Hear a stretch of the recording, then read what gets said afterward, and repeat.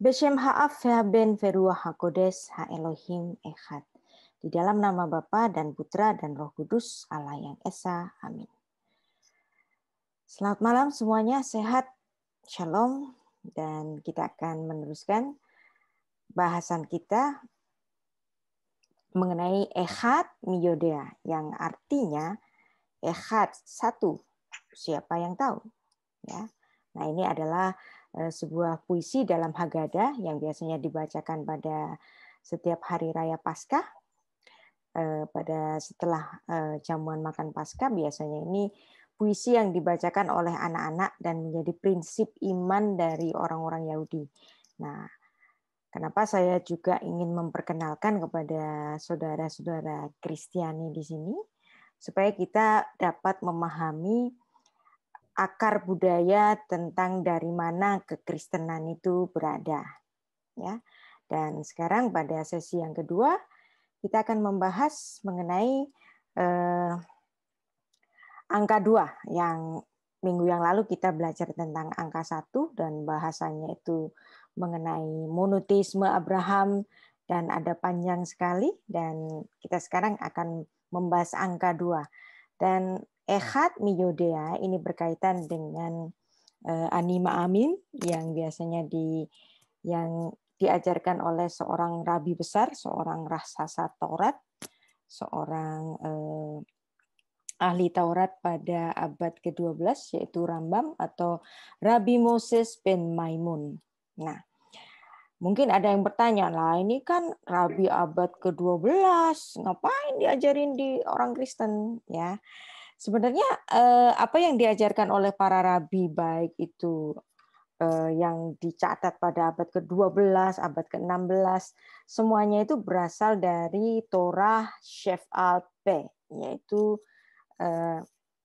tradisi lisan yang secara turun-temurun dipegang oleh orang-orang Yahudi, dan tradisi lisan ini itu sudah secara turun-temurun pengajaran para rabi yang diajarkan sejak pembuangan di Babel. Jadi jangan melihat Rambamnya ini pada abad ke-12, tetapi budaya mereka itu sejak pembuangan di Babel, dan di situ ada pengajaran banyak para rabi, dan pengajaran ini juga sudah berkembang pada zaman Yesus Kristus.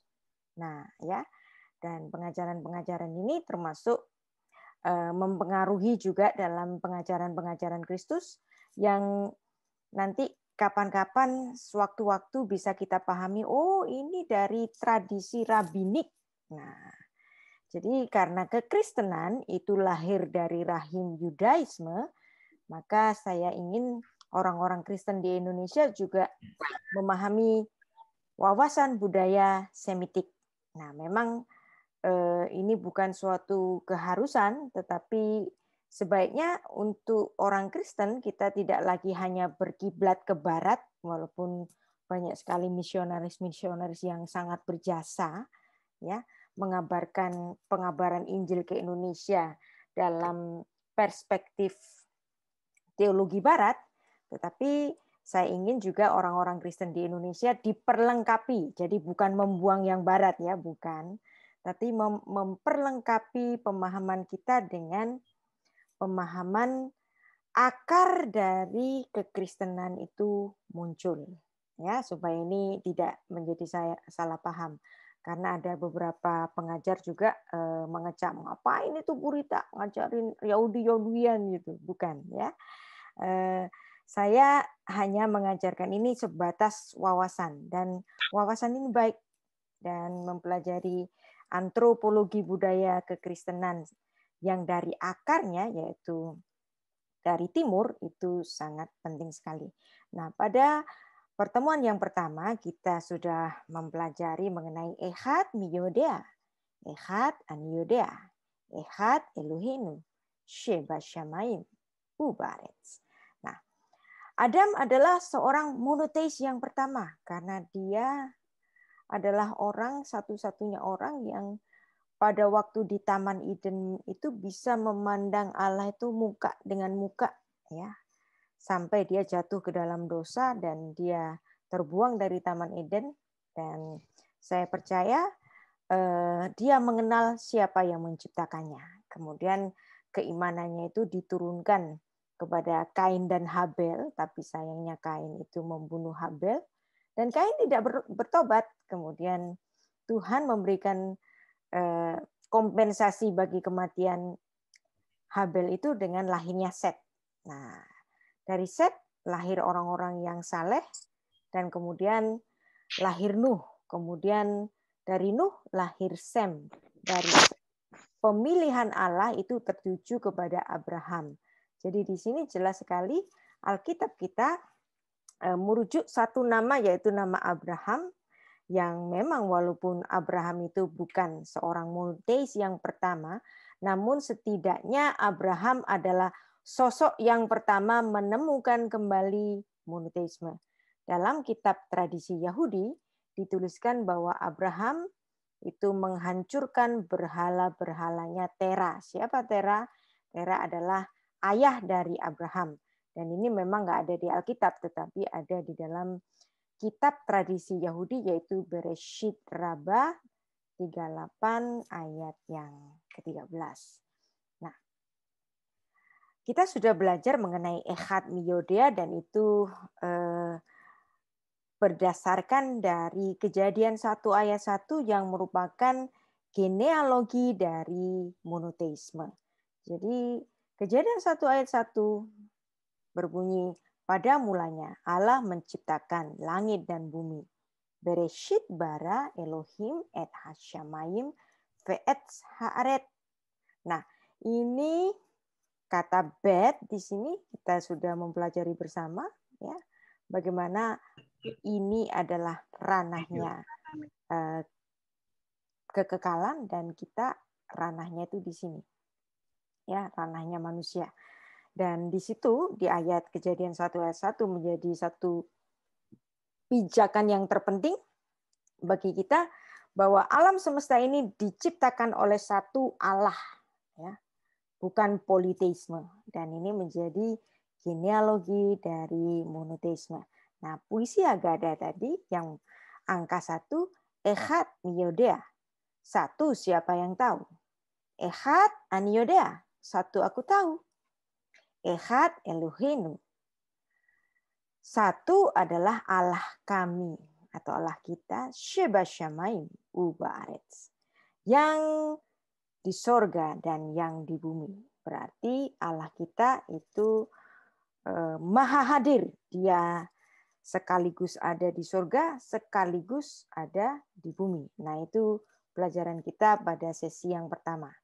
Dan itu menjadi dasar bagi syahadat orang Israel. Shema Israel. Dengarlah Israel. Adonai Elohim. Tuhan itu Allah kita. Adonai Echad. Tuhan itu Esa. Dan sekarang kita akan belajar, ya.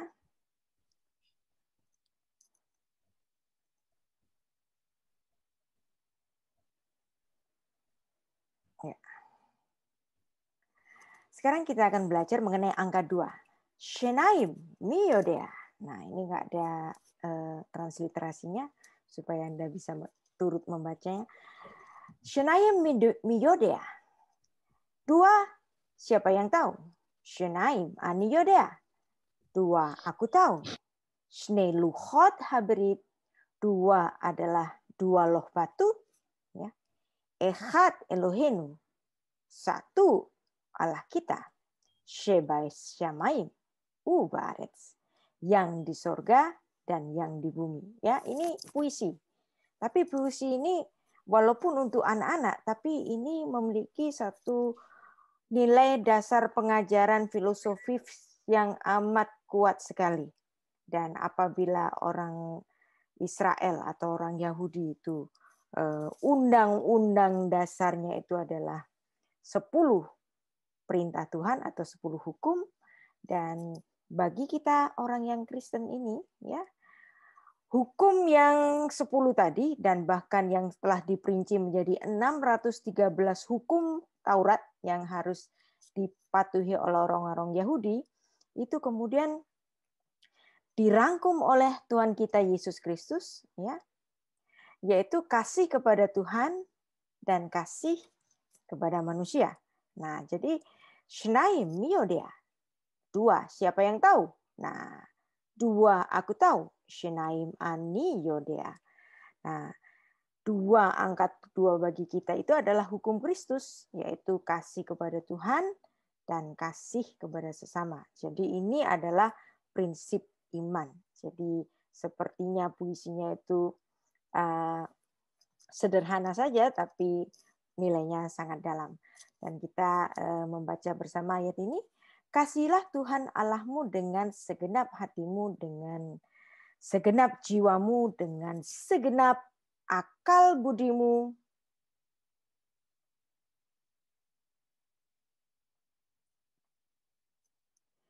Itulah hukum yang terutama dan yang pertama. Nah, hukum yang kedua, yang sama dengan itu ialah kasihilah sesamamu manusia seperti dirimu sendiri. Nah, hukum yang 613 hukum yang rumit pada hukum Taurat itu dirangkum saja menjadi 2, yaitu kasih kepada Tuhan dan kasih kepada sesama. Dan ini sudah cukup bagi kita, ya. Nah, sekarang kita belajar mengenai shlosa, ya. Shlosa itu angka 3. Ini kok jadi angka 4 ya. Angka 3. Shlosa miyodea, shlosa aniyodea, shlosa avot, snei luchot haberit, echad Elohenu, sheba shamayim, ubaaretz. Ya. Shlosa miyodea, 3 siapa yang tahu? Ya.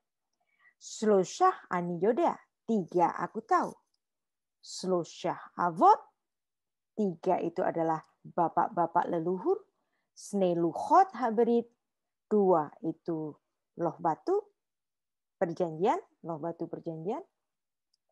Kemudian echad Elohenu, 1 Allah kita, sheba shamayim, ubaaretz. Jadi bagaimana orang-orang Yahudi itu mengingatkan prinsip-prinsip iman kepada anak-anak mereka, yaitu dimulai dari berhitung. 1 itu apa sih?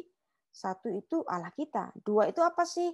2 itu 2 loh batu yang berisi 10 hukum Tuhan. Dan bagi orang Kristen adalah hukum kasih, yaitu kasih kepada Allah dan kemudian kasih kepada sesama. Dan sekarang kita bicara mengenai yang ketiga, shlosa miyodea. 3 siapa yang tahu? 3 itu adalah bapak leluhur kita dan juga menjadi leluhur bagi bangsa Israel, termasuk leluhur bagi kita orang Kristen, orang percaya. Karena Bapak Abraham itu menjadi bapak leluhur bagi semua orang beriman. Nah, Abraham itu sebelumnya bernama Avram. Kenapa kemudian dia disebut menjadi Avraham? Nah, kalau Avram itu artinya Av itu bapak, nah Ram itu bapak yang tinggi, ya bapak yang mulia. Nah, kemudian dengan panggilannya nama Avram tadi itu diganti oleh Allah menjadi Avraham. Nah, Av-nya itu artinya bapak, ya. Kemudian ada Hamon, Hamon itu besar, ya. Kemudian ada Am. Am itu adalah bangsa. Jadi arti dari nama Abraham itu berarti bapak dari sejumlah besar bangsa-bangsa di bumi yang beriman kepada Allahnya Abraham. Nah, kemudian Abraham ini memiliki putra, ya, yaitu 2 putra. Yang pertama lahir itu adalah Ismail, yang kedua lahir itu adalah Ishak. Tapi pemilihan Tuhan itu ditujukan kepada Ishak. Dan kemudian dari Ishak itu nanti lahir Esau dan Yakub. Dan pemilihan Allah itu turun kepada Yakub dan Yakub menurunkan 12 putra laki-laki yang kesemuanya, ya, semuanya dipilih oleh Tuhan untuk menjadi bapak-bapak leluhur bagi Israel. Nah, jadi tiga bapak-bapak leluhur ini, ya Abraham, Ishak, dan Yakub, ini sekaligus garis kenabian, ya. Jadi garis kenabian itu selalu bermula dari Abraham, kemudian dari Ishak, kemudian dari Yakub. Jadi Anda bisa melihat sendiri bahwa semua nabi-nabi yang tertulis di Alkitab kita adalah keturunan dari Abraham, keturunan dari Ishak, dan lebih spesifik lagi keturunan dari Yakub. Nah, dari Yakub nanti lahir 12 putra yang menjadi leluhur bagi Israel. Nah, kemudian Anda lihat gambar di sini, ini adalah gambar dari Musa ketika Tuhan menyapanya secara langsung dengan api yang terbakar di semak, tapi sebelah-sebelahnya itu tidak menjadi terbakar, ya. Nah, jadi Keluaran 3 ayat 6, ya, Vayomer Anohi Elohei Aviha, Elohei Abraham, Elohei Ishak, Elohei Yaakov. Nah, kemudian di situ Vayaster. Nah, melihat kedahsyatan penglihatan yang dia terima, dan dia menutupi. Siapa yang menutupi? Musa, Moshe. Panaf ki yare mehabit el ha Elohim. Sebab dia takut memandang Allah. Nah, peristiwa ini menjadi peristiwa yang sangat penting yang menjadi dasar bagi orang-orang Israel, ya. Sehingga muncul suatu istilah, yaitu da livne mi'ata omet. Ya, haruslah engkau tahu di hadapan siapa engkau berdiri.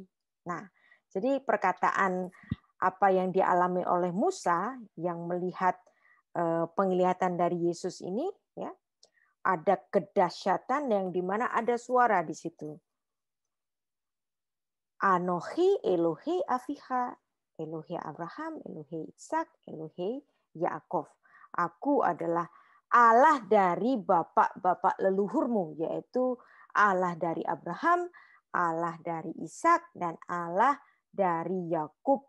Maka Musa itu menutupi mukanya karena takut. Nah, kata takut dalam bahasa Ibrani, dalam pemahaman orang-orang Semitik itu bukan takut secara horor, tetapi takut secara hormat.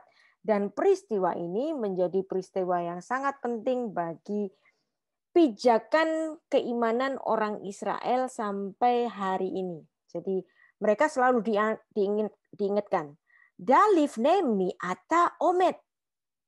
Ketahuilah di hadapan siapa engkau berdiri. Nah, kalau hari ini orang-orang itu takutnya itu sama apa sih? Takutnya sama CCTV kan? Nah, ini CCTV-nya nyala nih gitu. Ini bos Takutnya sama bisa lihat kamera, Bu. kita gitu kan? Takut Paparazzi. takut sama paparazzi, itu artis-artis takut sama paparazzi gitu kan? Kita takut sama ini para pegawai di kantor itu takut sama CCTV. Ada bos lihat nih, ada bos lihat. Kita nggak boleh kita nggak boleh main catur, kita nggak boleh main game gitu kan? Nah, kita takutnya sama kamera, tapi sebenarnya ada Allah yang Maha Tahu itu sedang melihat kita. Makanya selalu diingatkan kepada orang-orang Israel, Dalifne mi'ata omet. Haruslah engkau tahu di hadapan siapa engkau berdiri. Kalau kita tahu di hadapan siapa kita berdiri dan Tuhan selalu melihat kepada kita, gitu ya. Nah, misalnya kita berbuat sesuatu yang nggak sesuai dengan firman Tuhan, kita tahu, oh ada mata Tuhan loh yang melihat kita. Nah, ya. Jadi kita harus berhati-hati, jangan cuma takut sama kamera, jangan cuma takut sama CCTV, tetapi ada yang maha kuasa yang selalu melihat kita, dan kita selalu harus mengingat bahwa kita itu ada di hadapannya. Ya, apapun yang kita kerjakan itu ada di hadapan Tuhan, kita seolah-olah telanjang di hadapan Tuhan. Nggak ada yang bisa kita tutupi. Nah, itu menjadi satu prinsip iman dari orang-orang Yahudi. Dan ini juga menjadi penting bagi kita. Nah, Anda lihat di sini ketika Tuhan itu menyapa Musa untuk yang pertama kalinya, ya. Musa ini kita tahu dia adalah menantu dari Yitro. Siapa itu Yitro? Yitro adalah seorang imam dari Midian. Siapa itu Midian? Midian adalah salah satu putra dari Abraham yang lahir dari Ketura, ya. Nah, kemudian Musa ini sejak lahir, ya, sudah ketika umurnya itu beberapa bulan sudah diambil oleh putri Firaun, dan dia dibesarkan di lingkungan istana Firaun. Nah, kemungkinan besar Musa ini tidak mengenal Allah Israel. Tetapi kemudian dia menikah dengan seorang yang bernama Sipora. Nah, Sipora ini adalah putri dari seorang imam Midian. Nah, pastilah perkenalan Musa terhadap Allah Abraham ini berasal dari Yitro, ya, berasal dari Yitro. Tetapi secara pribadi saya yakin Musa belum mengenal kayak gimana sih Allahnya Abraham itu, cuman dari cerita dari Yitro saja, ya.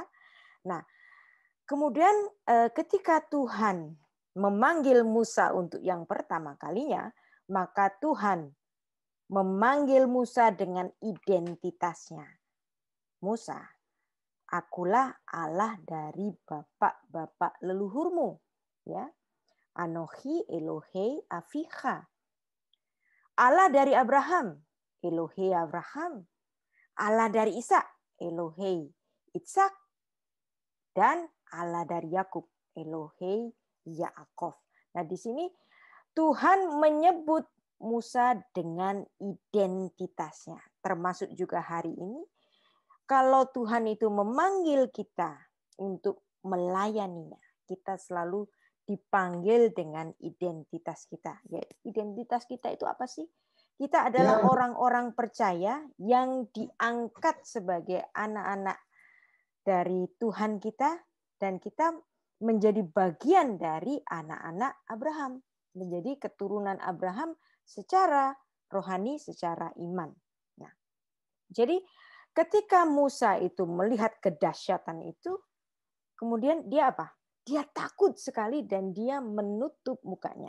Dan ini juga menjadi satu prinsip iman dari orang-orang Yahudi, bahwa ketika kita di hadapan Tuhan, kita harus takut akan Tuhan. Nah, arti dari takut ini bukan takut biasa, tetapi takut secara hormat. Nah, maka kata takut tadi itu digunakan seterusnya supaya manusia itu selalu takut akan Tuhan, ya. Dan ketakutan akan Tuhan, ya, maksudnya hormat akan Tuhan ini menjadi permulaan hikmat, ya, bahwa takut akan Tuhan itu adalah permulaan hikmat, dan mengenal Yang Maha Kudus adalah pengertian. Jadi peristiwa Musa ini menjadi prinsip iman bagi orang Yahudi, dan ini menjadi juga menjadi pijakan kita, menjadi satu teladan bagi kita, bukan? Bahwa Allah kita yang selalu melihat kita dari surga sana, kita telanjang di hadapannya, dan kita tetap harus takut di hadapan Allah dalam artian hormat kepada Tuhan. Nah, kita membaca.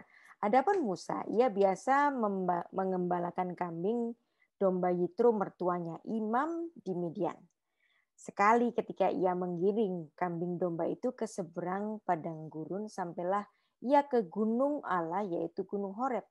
Lalu malaikat Tuhan menampakkan diri kepadanya di dalam nyala api yang keluar dari semak duri. Lalu ia melihat, dan tampaklah semak duri itu menyala tetapi tidak dimakan api.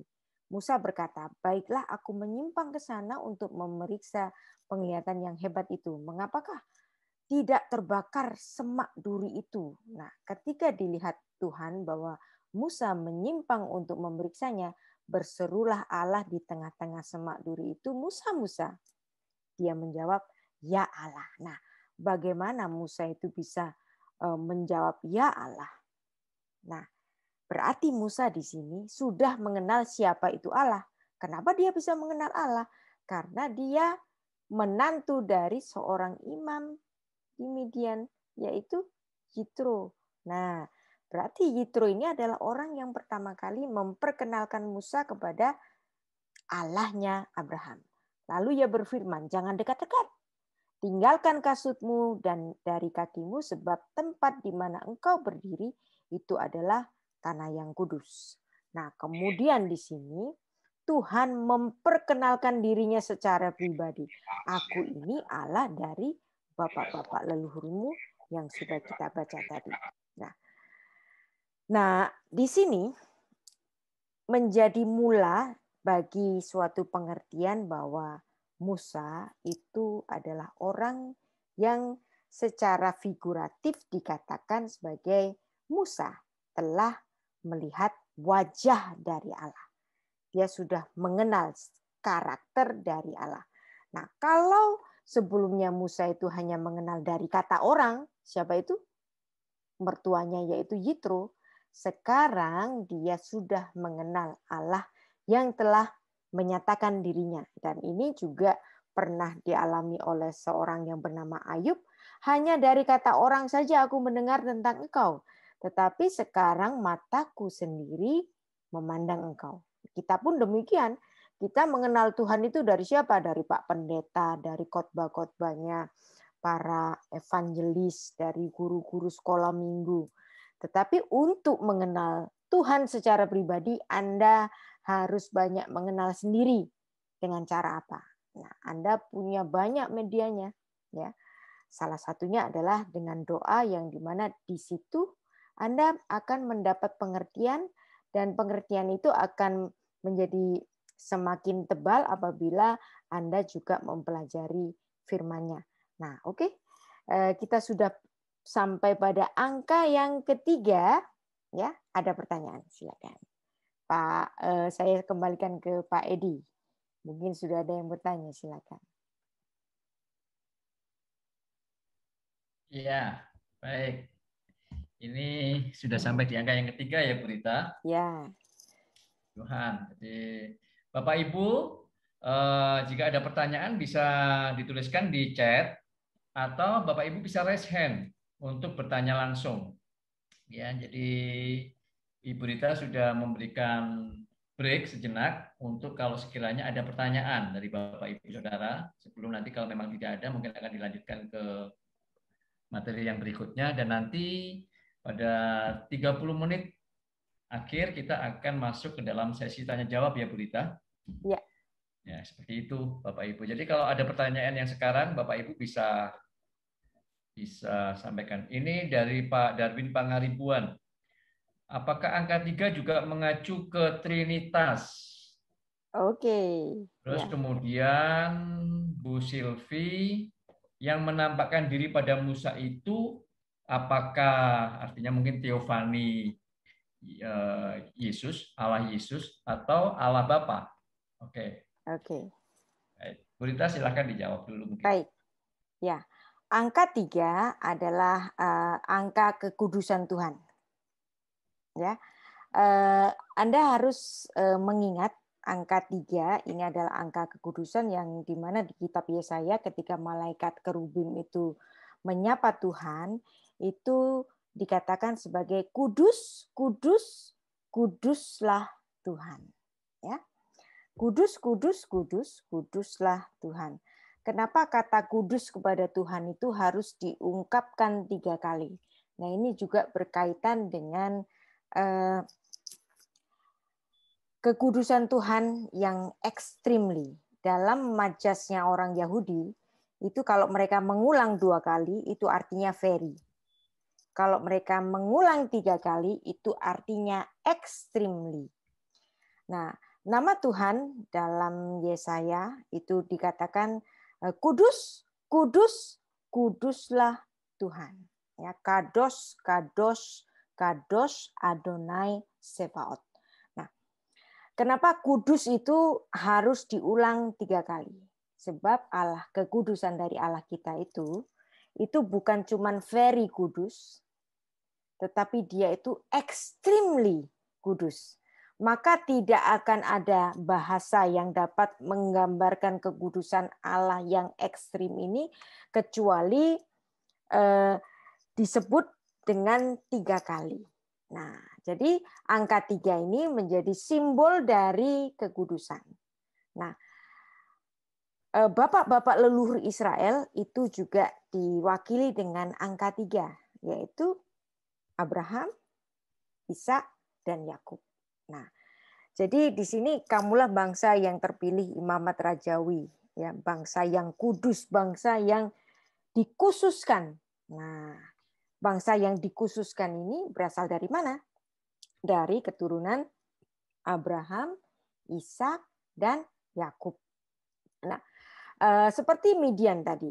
Midian tadi adalah yaitu Yitro. Dia adalah penyembah Allah Israel, penyembah Allah Abraham. Ya.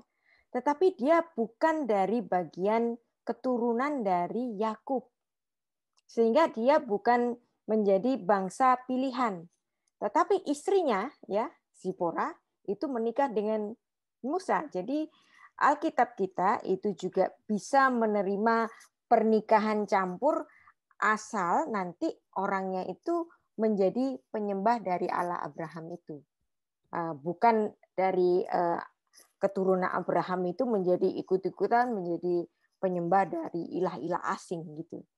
Ya, jadi pentingnya di sini itu perkawinan campur antar bangsa itu dalam Perjanjian Lama itu bisa diperbolehkan, tetapi ada tetapinya, jangan itu membuat keimanan dari keturunan Abraham ini menjadi penyembah dari ilah-ilah asing, ya. Dan tadi pertanyaan yang kedua, bisa. Apakah yang menampakkan diri kepada Musa? Siapakah yang menampakkan diri kepada Musa itu? Nah, karena Adam itu sudah berdosa, maka Adam dan semua keturunannya itu tidak dapat lagi melihat Allah. Nah, karena keberdosaan mereka, tetapi bagaimanapun Tuhan itu dapat menyapa manusia itu dengan penampakan yang lain. Salah satunya adalah dengan teofani, dengan hadirnya malaikat Tuhan. Kalau di kitab Alkitab LAI itu nulisnya malaikat terus TUHAN. Nah, itu kalau dalam bahasa Ibraninya itu disebut dengan Mal'ah Adonai, ya, disebut dengan Mal'ah Adonai. Nah, dalam teologi kekristenan, Mal'ah Adonai ini disebut dengan teofani, yaitu Allah yang menampakkan diri kepada manusia dalam wujud malaikat. Nah, teofani ini kadang juga dirujuk oleh dalam teologi kekristenan itu sebagai Kristofani. Berarti penampakan Kristus pada Perjanjian Lama. Nah, penampakan dari Mal'ah Adonai ini banyak sekali dicatat dalam Alkitab kita.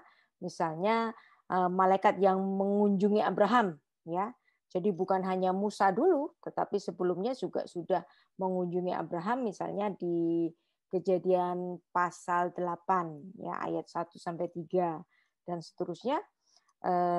Mal'ah Adonai ini sudah pernah menyapa bapak leluhur mereka, yaitu Bapak Abraham. Dan bahkan pada Paskah mereka Exodus sudah masuk ke tanah perjanjian, Mal'ah Adonai ini bisa berwujud seperti manusia yang disebut sebagai panglima bala tentara surga, seperti yang ditulis dalam kitab Hakim-Hakim itu. Jadi Tuhan, walaupun manusia itu sudah berdosa dan tidak dapat melihat Allah, tetapi Tuhan dapat menyapa manusia dengan perwujudan-perwujudan, salah satunya dengan melalui penampakan Mal'ah Adonai atau malaikat Tuhan. Ya, Ibu. Ada pertanyaan lagi, Pak Edi? Pertanyaan yang sebelum kita masuk ke materi berikutnya, Bu Rita, itu adalah mungkin mengenai pemilihan ini ya. Jadi Ibu Yola bertanya, mengapa Tuhan memilih Ishak dan bukan memilih Ismail? Ya. kenapa kok milih Ishak tetapi bukan Ismail? Nah, ya. Nah, ini memang kayaknya ya ada sesuatu yang terjadi di kemudian hari bahwa Tuhan itu memang menghendaki bahwa yang lahir dari istri pertama dari Abraham itu yang akan lahir bangsa pilihan Tuhan. Tapi ya bukan berarti Ismail ini tidak diberkati Tuhan. Ismail tetap diberkati Tuhan menjadi bangsa yang besar dan bahkan nanti sampai di zamannya raja-raja Israel ada juga orang-orang Ismail yang menjadi sahabat dari Yakub, menjadi sahabat dari Daud ya, dan menjadi salah satu dari tentara Daud. Jadi tapi kita harus mengingat bahwa Tuhan itu sungguh memilih sebuah bangsa. Kalau Abraham memiliki 2 putra, maka harus ada satu yang dipilihnya. Kalau Ishak itu memiliki 2 putra, maka ada salah satu yang dipilihnya. Nah, sekarang Yakub memiliki 12 putra. Memang ya, dan semuanya menjadi leluhur bagi Israel. Tetapi di antara yang 12 itu ada salah satu dari putra Yakub itu yang dipilih untuk sebagai garis dari mana Sang Mesias itu akan lahir. Siapakah dia? Dia adalah Yehuda. Yang dari Yehuda ini lahir Raja Daud. Yang dari Raja Daud ini nanti lahir Sang Mesias. Jadi memang Tuhan memberkati manusia dengan banyak sekali keturunan, tetapi di antara keturunan itu Tuhan harus memilih. Dari mana Ruth yang Tuhan pilih agar nanti manusia itu diselamatkan melalui akar yang ini. Jadi selalu ada pemilihan. Nah, kenapa yang dipilih adalah Ishak? Tentu saja. Ishak ini merupakan providensia Allah memilih Ishak ya. Walaupun Ishak itu lahir kemudian hari, tapi kita harus mengingat bahwa Ishak ini lahir dari istri pertama dari Abraham yang Tuhan memilihnya dari Sarah, itu yang disebut sebagai keturunan legitimate dari Abraham. Tetapi bukan berarti Tuhan melupakan siapa itu Ismail, bukan. Dan Ismail tetap nanti menjadi satu bangsa yang besar tersendiri dan Tuhan tetap memberkati keturunan-keturunan dari Ismail. Nah, untuk pembahasan mengenai Ismail dan Ishak, tentu itu memerlukan suatu pembahasan tersendiri dan panjang ya. Kita masih belajar tentang leluhurnya dulu, Ibu. Ya. Baik, Bu Rita. Jadi bisa dilanjutkan lagi, Bu Rita, untuk materi yang selanjutnya. Jadi Bapak Ibu nanti pukul mungkin bisa sampai 15-20 menit lagi ke depan ya, Bu Rita, untuk materi yang berikutnya 15-20 menit ke depan. Setelah itu kita akan masuk ke tanya jawab. Baik. Silakan, Bu Rita. Saya teruskan.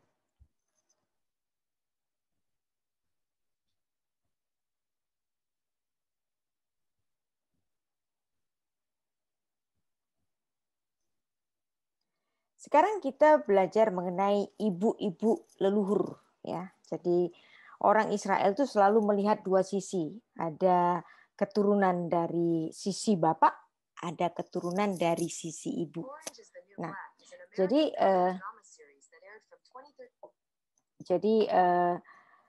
mengenai ibu-ibu leluhur ini khususnya yaitu Sarah. Siapa Sarah? Sarah adalah istri Abraham yang dimana Tuhan memilih dari keturunan Sarah itu nanti lahir bangsa pilihan Tuhan. Dan kemudian ada Ribka. Ya. Ribka, siapakah Ribka? Ya. Ribka adalah istri dari Ishak. Ya, istri dari Ishak.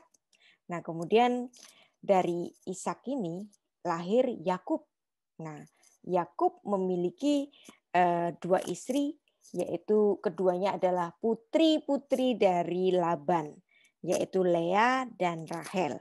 Nah, untuk kenapa angka 3 itu merujuk kepada ibu-ibu leluhur Israel, ternyata ini nanti ya pattern ini juga digunakan oleh Matius dalam Perjanjian Baru, bahwa ibu-ibu leluhur dari orang-orang Kristen ini itu juga berjumlah 4. Nah, kalau 4 ada ibu-ibu leluhur dari Israel itu ada 4, ibu-ibu leluhur dari orang Kristen ini juga ada 4. Nah, kenapa kok ada bagian pembahasan tersendiri? Nah, ini ada ceritanya ya. Jadi melalui ibu-ibu leluhur ini, Sarah, Ribka, Lea, Rahel, ya, itu nanti lahir bangsa yang besar, yaitu bangsa Israel. Nah, kita sekarang membaca puisinya, ya. Arba miyodea, arba ani yodea, arba imachot, slosa avot, sneluchot haberit, Echad Eloheinu Sheba Shamayim Ubaaretz. Ya, Arba miyodea. 4 siapa yang tahu? Arba ani yodea. 4 aku tahu. Arba imachot. 4 itu adalah ibu-ibu leluhur. Shloza avot. 3 itu adalah bapak-bapak leluhur. Snei luchot habrit. 2 adalah loh batu perjanjian. Echad Eloheinu, 1 Allah kita, Sheba Shamayim, Uva Aretz. Nah, jadi ini selalu berurutan. Diingat, puisi ini selalu diingat menjadi prinsip iman bagi orang Israel. Nah, kenapa kok orang Yahudi itu juga menitik beratkan keturunan Yahudi secara matrilineal, jadi garis ibu. Mereka juga meneliti garis ibu. Karena ya, ini ada sejarahnya. Karena Abraham memiliki 2 istri, ya. Sarah dan Hagar. Yang dari Sarah lah Allah memilih. Ya. Maka ini menjadi satu pijakan yang penting sekali bahwa orang Israel itu harus melihat siapa ibunya. Kalau dia dari sisi Sarah, maka dia dianggap sebagai satu garis yang khusus yang menentukan Israel sebagai bangsa pilihan Tuhan. Nah, tapi banyak orang bertanya kenapa Yudaisme tradisional itu menggunakan sistem keturunan matrilineal. Jadi keturunan garis ibu, kayak orang Padang itu kan juga garis ibu kan. Nah, tapi orang Yahudi itu melihat keturunan 2 sisi. Bapak yang nanti surname-nya itu dipakai, ya misalnya Simon, ya Simon itu disebut anak siapa gitu. Nah, atau misalnya siapa anak siapa, bin apa gitu, Ishak bin Abraham. Nah, Ishak anaknya Abraham. Nah, selalu ada surname itu selalu disebut. Nah, tetapi ya walaupun seorang anak itu menggunakan surname dari bapaknya atau nama marga dari bapaknya, tetapi status keyahudian dari orang Yahudi itu, ya, itu juga dilihat dari siapa ibunya. Tapi sebenarnya kan, ya, Alkitab itu kan nggak nulis bahwa harus dilihat dari garis ibu. Nah, kita itu juga bisa menentukan nanti di kitab Perjanjian Baru bahwa ada seorang murid dari Rasul Paulus, yaitu Timotius. Ya, Timotius ini bapaknya adalah seorang Yunani, tapi ibunya adalah seorang Yahudi. Karena ibunya seorang Yahudi, maka dia dihitung sebagai seorang Yahudi. Nah, maka karena Timotius ini sebelumnya belum disunat, maka karena dia terhitung sebagai orang Yahudi, maka Rasul Paulus memberikan satu saran kepada Timotius, Timotius kamu harus disunat supaya nanti orang-orang Yahudi dapat menerima kamu, gitu kan? Nah, garis matrilineal. Kenapa harus dilihat? Ini gara-garanya ketika pembuangan di Babel, ketika orang Israel itu dibuang di Babel, sebagian dari mereka itu ada perkawinan campur dengan orang-orang Babel yang sebagian dari mereka itu meninggalkan Allah Israel. Sehingga ketika mereka kembali ke tanah suci, maka Ezra itu memberikan satu peraturan baru. Kalian orang-orang Yahudi itu boleh kembali ke tanah suci, tetapi dengan syarat bahwa kalau istri kalian itu sudah menjadi Yahudi. Artinya mereka itu sudah mu'alaf, imannya itu menjadi Yahudi. Jangan mereka itu menjadi penyembah ilah-ilah asing.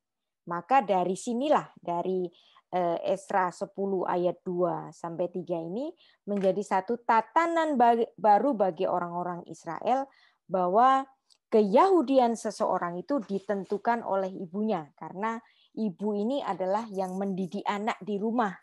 Maka kalau ibunya itu beragama lain atau menjadi penyembah dari ilah-ilah asing, maka dia tidak dapat disebut anak-anaknya itu menjadi seorang Yahudi lagi. Karena ibunya mengajarkan kepercayaan yang sama sekali berbeda dengan kepercayaan orang Israel. Nah, dari sinilah keyahudian itu ditentukan dari ibunya. Nah, jadi ada juga penulisan dari kitab tradisi orang Yahudi yang mengatakan bahwa keturunan dari seorang ibu Yahudi dan seorang anak non-Yahudi dianggap Yahudi. Nah, ini ada dalam kitab tradisinya orang Yahudi dalam Kidusin 68b. Nah, ini juga ditulis dalam ketentuan dalam Yevamot 23a. Ya. Nah, ini adalah cuplikan dari apa yang ditulis dalam Talmudnya orang Yahudi, bahwa kalau ibunya Yahudi maka dia diakui sebagai orang-orang Yahudi. Nah, di Perjanjian Baru, ya, tentu saja Yesus tidak hanya lahir bagi orang Yahudi, bukan? Maka Injil dari Kristus itu dibuka dengan satu pernyataan bahwa Yesus itu untuk segala bangsa. Injil untuk segala bangsa.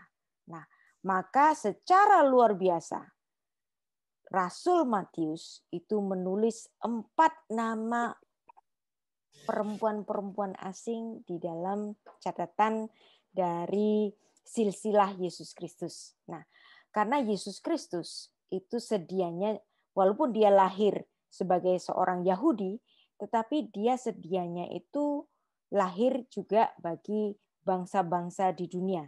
Maka secara khusus Matius di sini menunjukkan bahwa ternyata dalam silsilah Raja Daud, ya, silsilahnya Raja Daud itu terdapat nama-nama perempuan asing. Ya, yang pertama itu siapa?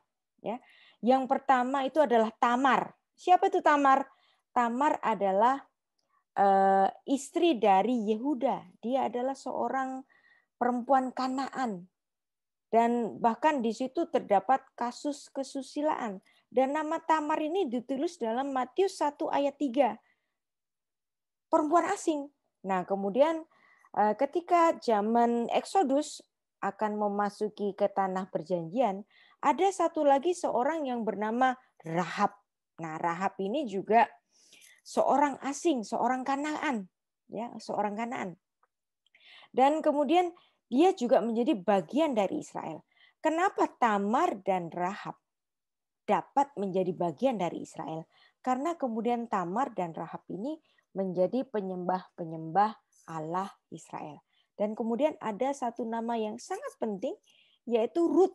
Ya, Rut ini luar biasa sekali karena dia adalah perempuan Moab, yang dimana di dalam hukum Taurat itu orang Moab itu nggak boleh masuk di jemaat Israel. Kenapa?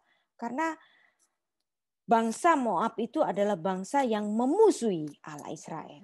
Maka orang Moab itu nggak boleh jadi jemaat Kristus, jemaatnya orang Israel. Tetapi kenapa Rut bisa? Nah, karena Rut berubah menjadi seorang penyembah Allah Israel. Dan nama dari Rut ini ditulis dalam Matius 1 ayat 5. Kemudian ada Batsheba. Siapa itu Batsheba? Batsheba adalah istri dari Daud, yang bahkan di situ juga ada kasus susila, kan? Nah, dia kemudian melahirkan seorang putra yang bernama Salomo, yang menjadi raja besar, dan Salomo ini memiliki adik yang lahir juga dari rahimnya Batsheba, yaitu Nathan. Nah, Nathan ini nanti yang menjadi bapak leluhur dari Maria ibu Yesus. Dan Salomo ini menjadi bapak leluhur bagi ayah angkat dari Yesus, yaitu Yusuf. Nah, dari kedua sisi garis bapak dan garis ibu itu dua-duanya ada muaranya dari Raja Daud, ya. Anda lihat di sini berarti ya Daud sendiri itu memiliki seorang nenek ya yang bernama Ruth, yaitu orang Moab. Nah, orang Moab ya menurut Mitzvot ke-66 itu nggak boleh masuk menjadi jemaatnya Tuhan, ya. Ulangan 23 ayat 3 jelas ditulis, seorang Amun atau seorang Moab janganlah masuk ke dalam jemaat Tuhan, bahkan keturunannya yang ke-10 pun nggak boleh masuk jemaat Tuhan sampai selama-lamanya. Lah, tapi ada Ruth. Ruth itu orang Moab. Bagaimana Ruth itu boleh masuk ke dalam jemaat Israel?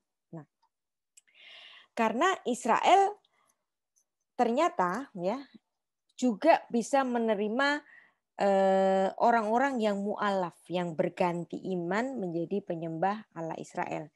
Jadi di sini ternyata Raja Daud memiliki nenek buyut seorang Moab, yang artinya ternyata Tuhan juga menerima orang-orang non-Israel menjadi bagian dari jemaat Tuhan. Nah, itulah sebabnya 4 perempuan asing ini secara khusus ditulis oleh Matius untuk menunjukkan kepada kita yang di Jemaat Perjanjian Baru ini bahwa Tuhan pun menerima bangsa-bangsa lain selain Israel. Itulah sebabnya secara khusus Matius menyebut 4 perempuan asing di dalam Matius pasal 1. Ya. Nah, inilah yang menjadi satu pijakan bagi kita bahwa Perjanjian Baru, Injil itu adalah sifatnya universal, dan bahkan orang Israel sendiri yang dianggap sebagai bangsa yang eksklusif, ternyata mereka pun dapat menerima mu'alaf dari orang-orang penyembah ilah-ilah lain untuk menjadi bagian dari penyembah Allah Israel. Demikian Pak Edi, kita dapat bertanya jawab setelah ini.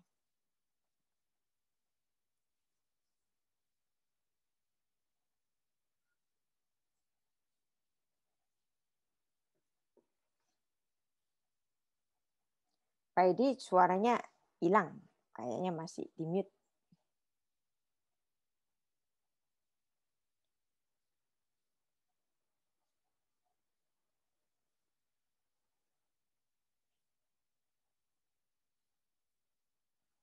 Pak Edi, suaranya nggak kedengaran.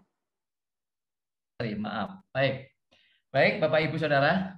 Terima kasih Bu Rita Wayu untuk pemaparannya sampai dengan angka yang keempat ya. Bapak Ibu Saudara, malam hari ini kita sudah sampai di angka yang keempat.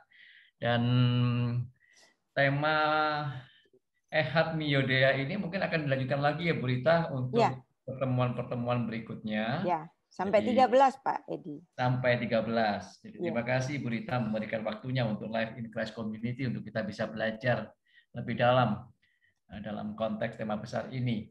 Nah, Bapak Ibu, ini kita waktunya untuk masuk dalam sesi tanya jawab. Bapak Ibu bisa menuliskannya di chat ya, atau Bapak Ibu bisa raise hand untuk bertanya langsung. Ya, jadi Bapak Ibu bisa juga raise hand untuk kemudian bertanya langsung, atau Bapak Ibu bisa menuliskannya di kolom chat. Bu Rita, sebelum ada teman-teman yang lain, sahabat-sahabat yang lain yang akan bertanya nanti, saya tertarik mengenai universalitas daripada Perjanjian Baru, khususnya dalam kalau kita melihat apa yang berita paparkan mengenai garis keturunan dari lahirnya Sang Mesias Tuhan kita Yesus Kristus, Bu Rita.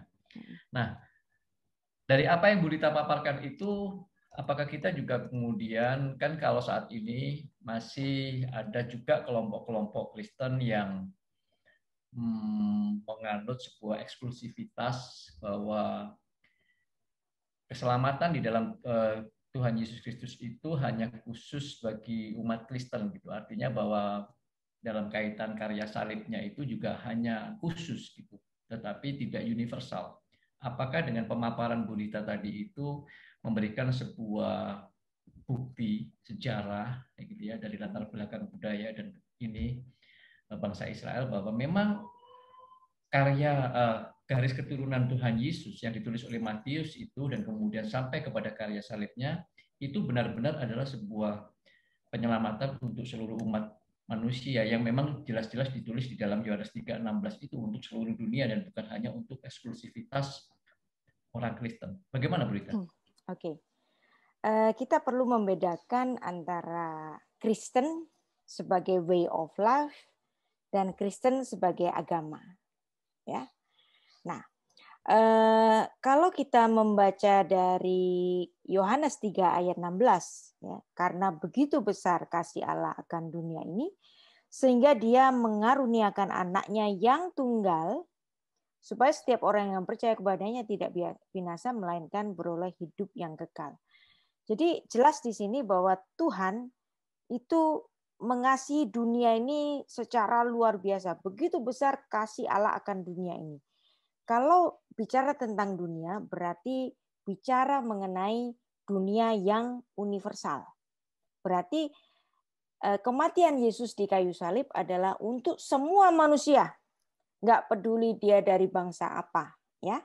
Nah, tetapi sesuatu yang universal ini tetap memiliki syarat tertentu. Nah, syaratnya itu apa sih? Nah, syaratnya itu supaya orang yang percaya kepadanya tidak binasa, melainkan memperoleh hidup yang kekal. Jadi syaratnya itu percaya.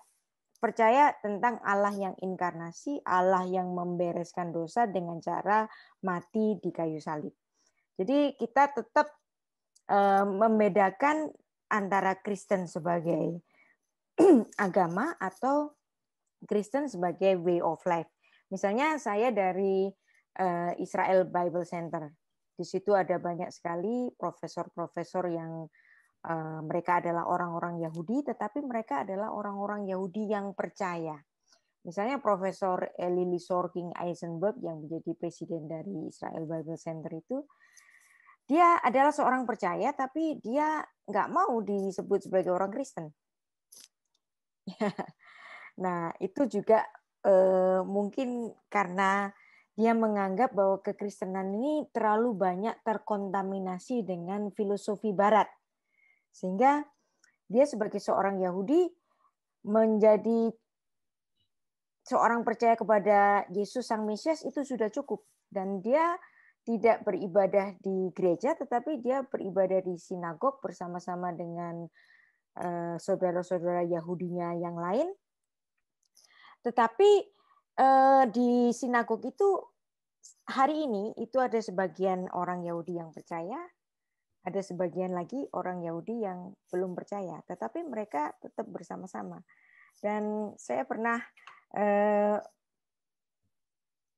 bercakap-cakap dengan seorang Yahudi, ya, seorang rabi Yahudi, dan dia cukup terbuka, Yahudi yang moderat gitu. Dan dia juga banyak mempelajari Perjanjian Baru, dan kita tahu ya dia orang Yahudi rabinik, saya seorang Kristen. Bagi dia Mesias itu belum datang, bagi dia ya. Bagi saya Mesias itu sudah datang. Tetapi saya dengan rabi, saya nggak sebut namanya nanti ketahuan, si rabi ini ya, itu mengatakan kita sama-sama menunggu Sang Mesias, dia mengatakan begitu. Kalau kamu menanti Mesias yang datang kedua kalinya, kalau bagiku Mesias itu belum datang, tapi aku juga menanti Sang Mesias.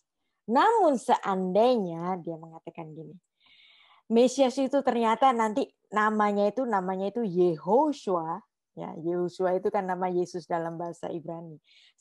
Seandainya nama itu Yehoshua, nanti saya tanya ke dia gitu. Ini kedatanganmu yang pertama ataukah yang kedua? Itu. Jadi kita jadi ketawa gitu ya. Jadi kita memiliki perbedaan banyak dengan orang-orang Yahudi, yes, ya. Tetapi kita memiliki juga banyak kesamaan. Nah, saya percaya Tuhan itu bukan Tuhan yang saklek harus begini dan harus begitu. Ya. Tuhan tentu saja melihat hati. Ya.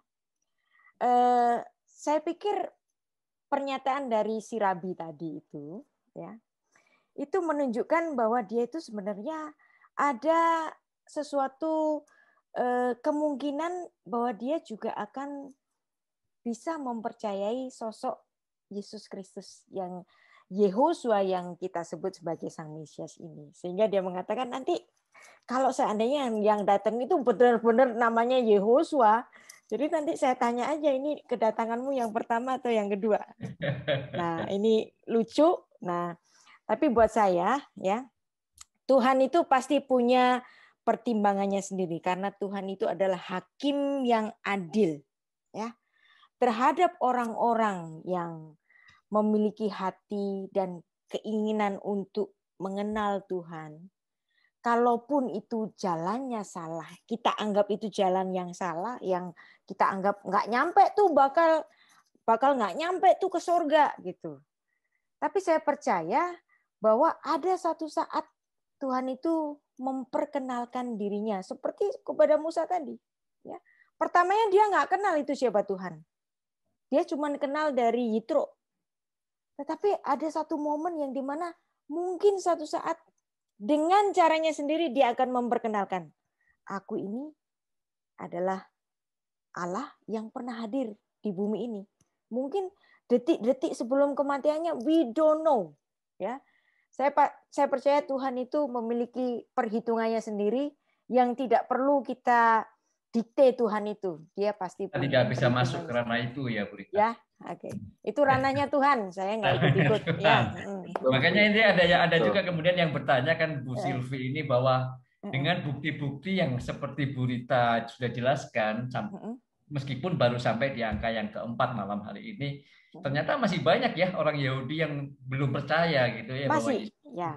Ini bahwa Yesus adalah apa yang Mesias. terjadi hari ini itu seperti apa yang terjadi ketika Yesus hadir kan? Bukankah orang-orang Yahudi itu melihat Yesus bermukjizat?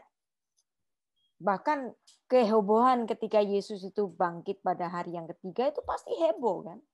Tapi pun masih ada orang-orang yang mengeraskan hatinya untuk tidak percaya. Dan itu ada juga sampai hari ini. Jadi bagaimanapun ada golongan yang tidak menerima, ada golongan yang menerima. Apa yang terjadi pada zaman itu terjadi juga pada hari ini. Iya. Sorry. Terkait mengenai universalitas tadi ya Bu Rita, jadi ini juga masih menyambung, ini ada Pak Ferry Inga juga tadi sempat menanyakan di kolom chat bahwa saya kira memang intinya pertanyaannya adalah bahwa tadi Bu Rita menyebutkan ada way of life dan kekristenan sebagai sebuah agama, ya artinya bahwa di sini tadi Bu Rita menegaskan bahwa karya salib Kristus itu artinya kedatangan Tuhan Yesus sampai kepada karya salibnya itu adalah sebuah peristiwa universal. Artinya yang Tuhan Yesus itu mengangkut dosa seluruh dunia karena kasih Allah Bapa yang luar biasa atas umat manusia, begitu kan, secara keseluruhan. Nah, dalam konteks way of life ini loh, berarti kan di situ tidak semuanya beragama Kristen atau tidak semuanya orang tersebut Kristen. Mungkin saja mereka juga tidak pernah mendengar kekristenan.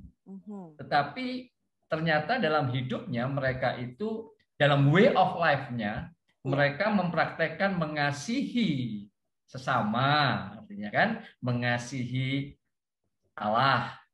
Apakah itu yang dimaksudkan Bu Rita? Bisa saja, kalau memang dia tidak pernah ada kesempatan untuk mengenal Injil itu belum menjangkau di tempat itu. Saya percaya Tuhan itu dengan keadilannya itu punya keadilannya sendiri yang tidak perlu kita takar. Ya, kita bukan ranah kita untuk menakar Tuhan. Ya, Tuhan pasti punya caranya sendiri. Ya, Kalau misalnya kita kan ini orang-orang goyim, ya orang-orang non Yahudi yang kemudian dengan adopsi itu kita menjadi anak-anak Allah, memang ya. Tetapi mungkin saja nanti di langit baru dan bumi yang baru itu ada golongan-golongan orang-orang saleh, tapi yang sama sekali belum terjangkau oleh Injil. Nah, saya percaya itu Tuhan punya hitungannya sendiri lah, Pak Edi. Ya, saya percaya Tuhan punya perhitungannya sendiri. Ya, artinya memang tadi kalau terkait dengan way of life, karena kalau kita ngomong tentang hukum, ini hukum-hukum agama yang sekarang ada, itu kan kalau boleh kita simpulkan sebenarnya kan di sana bagaimanapun di dalam hukum agama itu esensinya adalah kasih ya Bu. Ya. Kita.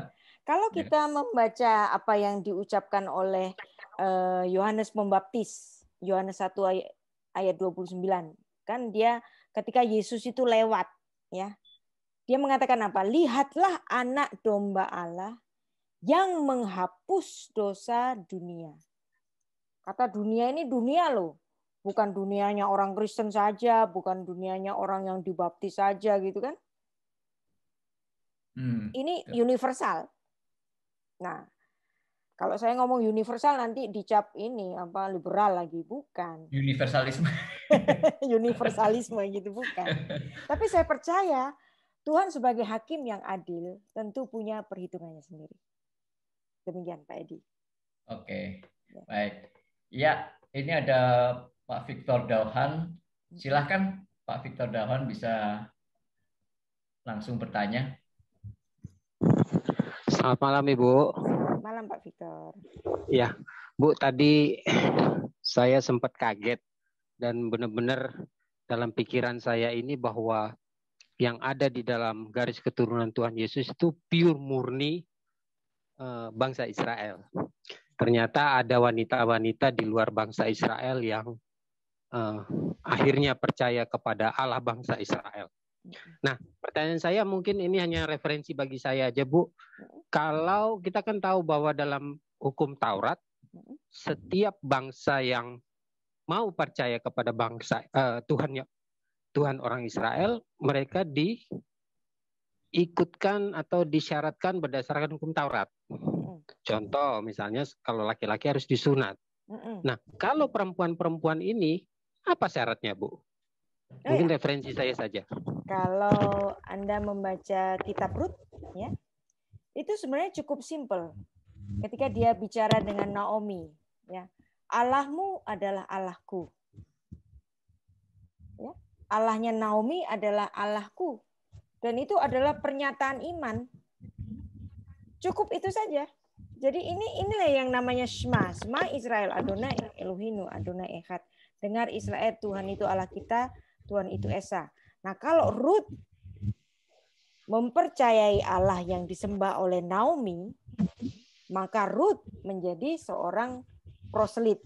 Nah, itu tatanan proselit itu yang menjadi contoh bagi tatanan proselit itu yang pertama adalah Rut.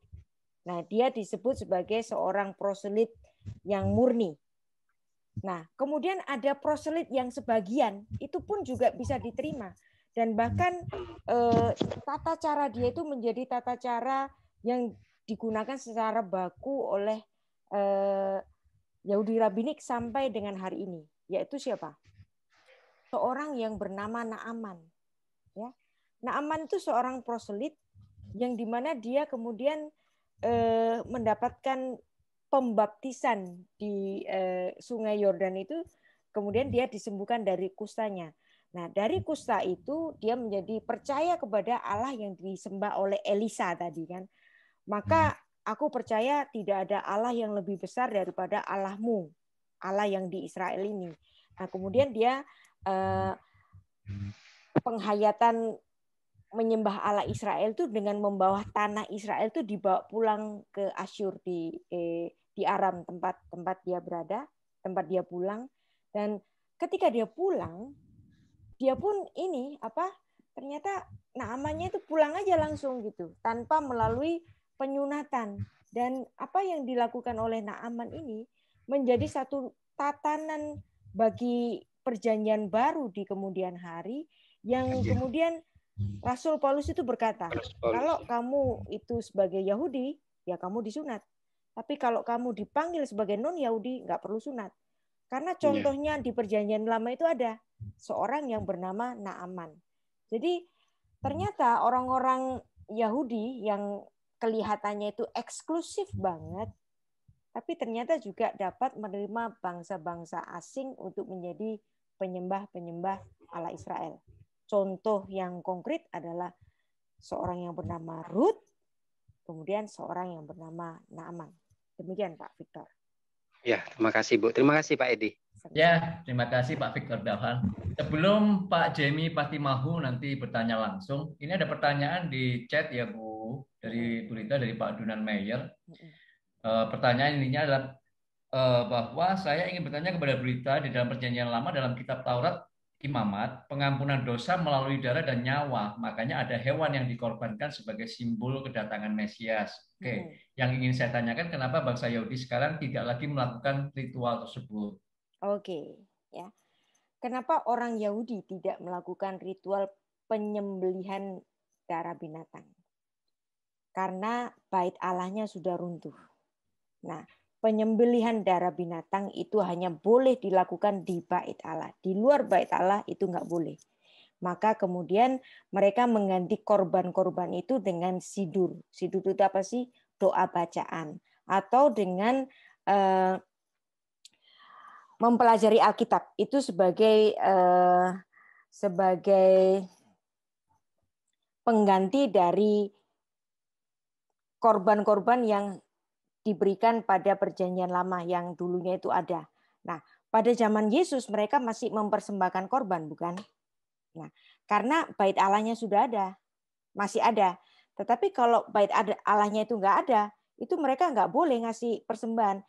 Itu adalah apa yang terjadi hari ini, itu seperti keadaan yang terjadi ketika orang-orang Israel itu dibuang ke Babel. Ya. Jadi ketika mereka dibuang ke Babel, nah berarti tidak ada bait Allah kan di situ. Nah di situ mereka itu menangis sejadi-jadinya, karena selain mereka itu dijajah oleh bangsa asing, mereka dibuang di tempat asing, dan yang lebih parah lagi mereka tidak dapat mempersembahkan korban. Nah ini kan udah dibuang, udah dijajah, ya. Kita itu pernah dijajah sama bangsa asing, tetapi paling tidak kita itu masih tinggal di tanahnya sendiri. Tapi orang-orang Yahudi ini dibuang ke Babel, tapi mereka itu ini apa itu? Dignity-nya itu diambil. Dia dibuang ke tanah asing yang dimana dia menjadi bangsa budak di situ. Jadi seperti keadaan yang mengulang lagi terhadap apa yang terjadi di tanah Mesir itu. Nah, ketika mereka tidak dapat mempersembahkan korban, mereka akan menangis. Berarti mereka tidak dapat, dosanya itu tidak dapat diampuni kan. Nah, kemudian mereka itu cari-cari ayat ya. Coba ini saya cari ayatnya. Bahwa korban itu bisa diganti dengan doa. Nah, kemudian mereka mencari ayatnya supaya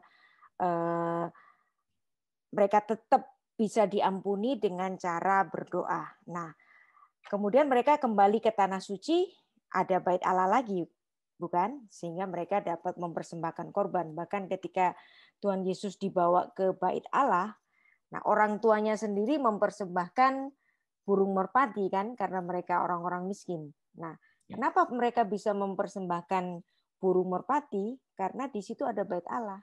Tapi kemudian pada tahun 70, bait Allah itu runtuh. Maka apa yang terjadi pada zaman pembuangan itu terjadi lagi. Sehingga pada sejak tahun 70 Masehi sampai dengan hari ini, orang-orang Yahudi kembali tidak dapat mempersembahkan korban. Yang tersisa di Yerusalem itu kan tinggal tembok. Nah, kita menyebutnya itu sebagai tembok ratapan. tetapi kalau orang Yahudi menyebutnya Hakotel Ha'aravi, tembok barat. Nah, kenapa kita menyebutnya tembok ratapan? Karena disitulah orang-orang Yahudi itu meratap, kapan Tuhan dibangun lagi bait Allah supaya kami dapat mempersembahkan korban, supaya ibadah kami itu sempurna. Karena bagaimanapun pengampunan dosa dengan cara membaca sidur saja, membaca doa-doa saja, itu bagi mereka itu kurang sempurna tanpa ada penumpahan darah.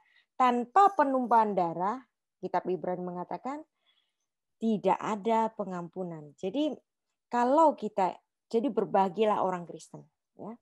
Walaupun bait Allah itu runtuh, tapi kita percaya. Kenapa itu runtuh? Karena ada Allah yang inkarnasi yang sudah menggenapi segala korban-korban itu dengan darahnya Kristus. Nah, maka kalau orang Kristen itu percaya tentang keselamatan, believe in salvation, orang Yahudi sampai hari ini tuh believe in guilt. Kenapa believe in guilt? Karena mereka tahu bahwa ibadah mereka itu nggak sempurna karena tidak dapat mempersembahkan korban. Maka mereka nangislah di tembok ratapan itu. Kapan Tuhan kami dapat mempersembahkan korban? Demikian. Bersyukurlah kita karena kita menjadi bait Roh Kudus ini ya, bait Ya, Allah. jadi kita menjadi penyembah-penyembah dalam roh dan kebenaran. Kita tidak perlu berkiblat lagi ke Yerusalem karena kiblat kita adalah Yesus Kristus. Amin. Amin. Baik, baik. Pak Jemi Patimahu, silakan dinyalakan Pak Jemi. Pak Jemi, silakan. Ya, silakan. Baik, terima kasih Pak Edi, terima kasih Bu Rita. Tadi yang saya dengar bahwa ada beberapa orang-orang non-Yahudi yang seperti diakui itu sebagai ibu leluhur mereka begitu. Sementara mereka bukan orang-orang Yahudi. Nah, pertanyaan saya ketika bait Allah mungkin sebelum runtuh begitu ya, saya pernah baca bahwa ada seperti pembedaan gitu Bu Rita antara orang-orang Yahudi laki-laki itu di pelataran bagian dalam, lalu kemudian orang Yahudi perempuan itu di pelataran luar, lalu orang-orang non Yahudi itu ada di halaman gitu yang seperti di pasar gitu ketika Tuhan Yesus mengobrak-abrik meja-meja penukar uang, lalu pedagang-pedagang pasar itu mengapa mereka ada perbedaan-perbedaan seperti itu ya Bu ya? Jadi kalau kita melihat apa itu yang diikuti oleh teman-teman Muslim, ya ada bagian laki-laki, ada bagian perempuan. Karena itu ya sama, bukan muhrimnya gitu kan. Jadi ketika menyembah Tuhan, laki-laki dan perempuan itu dibedakan memang. Tapi untuk sinagog-sinagog yang modern saat ini, sebagian sinagog juga ada yang membedakan antara laki-laki dan perempuan.